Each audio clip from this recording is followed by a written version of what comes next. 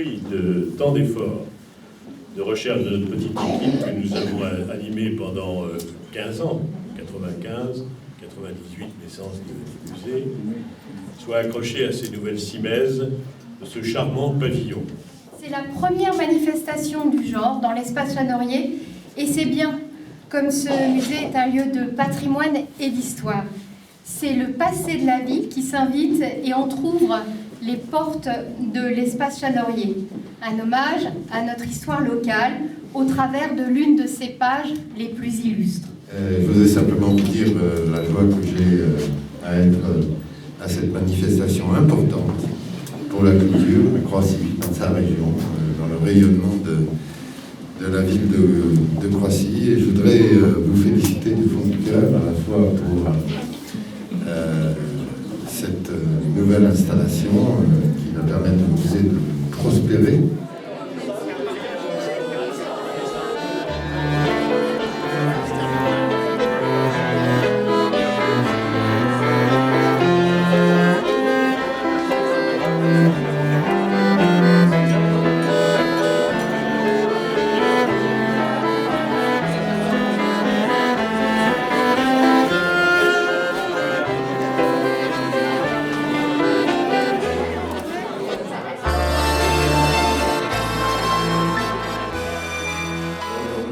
Célèbre deux événements en un seul. D'abord notre arrivée dans ces nouveaux locaux et ensuite l'exposition temporaire. Le musée, il est nouveau puisque nous étions avant dans la maison Joséphine de Croatie qui était située un petit peu plus loin. Mais nous avons dû dire adieu à Joséphine le 2 septembre et donc on a décidé d'ouvrir maintenant le nouveau musée pour qu'on soit le premier maillon de l'espace Chanorier à rouvrir après les travaux. Et comme c'est un bel ensemble, on avait à cœur de faire quelque chose de beau et d'innovant dans ce musée. Donc vous voyez, nous avons gagné en surface puisque nous avions 75 mètres carrés, nous en sommes à peu près à 150. Alors ce nouveau musée se compose de 3 salles qui sont en enfilade, chacune ayant une destination pour qu'on puisse suivre l'histoire qu'on veut raconter de la Grenouillère et puis de la Belle Époque qui était l'époque à laquelle se déroulait la plus grande partie de l'aventure de la Grenouillère. Première salle, c'est l'accueil, où pour les groupes ou pour les individuels, nous expliquons ce qu'était la Grenouillère, on la situe dans l'espace parce que tout le monde ne la connaît pas, surtout qu'elle a disparu aujourd'hui. Et puis aussi la boutique, puisque n'oublions pas, la boutique est quand même une partie importante des ressources qui nous permettent d'entretenir le musée. La deuxième salle, celle où nous sommes aujourd'hui, elle est consacrée exclusivement à l'exposition temporaire et d'une manière générale à la peinture, uniquement à la peinture. Et puis la troisième salle, on a voulu recréer une ambiance beaucoup plus intime avec tout ce qui était autour de la peinture, la littérature avec Maupassant qui était un grand habitué de la Grenouillère, l'absinthe qui était une boisson nationale à l'époque, qui a été interdite par la suite, et puis la musique, puisque la Grenouillère était tellement célèbre qu'elle a suscité des opéras, des opérettes, des chansons, c'est-à-dire l'ancêtre des cabarets d'aujourd'hui.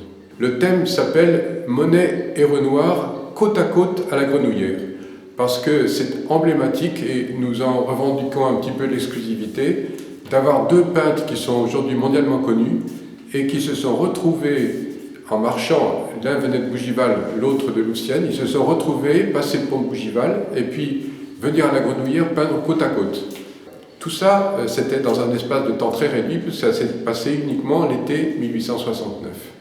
Donc cette exposition est très didactique, nous avons un catalogue qui est assez complet, qui est une grande recherche faite avec des choses qui sont inédites en France, et puis dans la salle, on a des panneaux qui expliquent d'une manière beaucoup plus synthétique les différentes choses importantes à comprendre, qui permettent de comprendre et d'apprécier les peintures comme celle qu'il y a derrière moi ou bien celle qu'il y a devant moi. On va d'abord parler des musées étrangers qui détiennent les originaux. Nous avons coopéré avec eux pour les droits à l'image et ça nous a permis d'être connus aussi de ces musées à Stockholm, à Moscou, à Washington, à Londres et en Suisse. Les musées plus proches de nous qui nous ont prêté des œuvres, le musée Fournaise, le musée d'Aubigny, le centre d'interprétation Renoir des Soies. Parmi les gens que je voudrais remercier, il y a deux donateurs importants. L'un, c'est Jean-Louis M., qui était le précédent président de l'association du musée de la Grenouillère, et qui, voyant ce que nous avons fait, a décidé de nous léguer la plupart de sa collection personnelle. Et c'est la raison pour laquelle nous avons décidé de dédier cette salle à Jean-Louis M. Et puis une autre personne qui habite loin, qui habite en Australie, qui est l'arrière-petite-fille du dernier propriétaire de la Grenouillère, et qui, par un concours de circonstances extraordinaires, a retrouvé un meuble de la Grenouillère. Il s'agit du tabouret du pianiste, qui était son ancêtre aussi, et c'est aujourd'hui le seul meuble de la Grenouillère qui soit parvenu jusqu'à nous.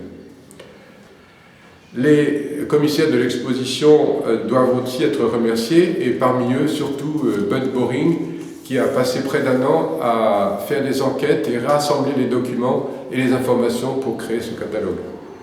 Et puis pour la robe, Alzira González. Et je voudrais terminer surtout en citant toute la mobilisation de notre conseil d'administration. Il y a presque 7 ou 8 personnes qui ont travaillé en permanence à cette exposition, et ça me rend très très heureux que ce soit finalement une œuvre collective.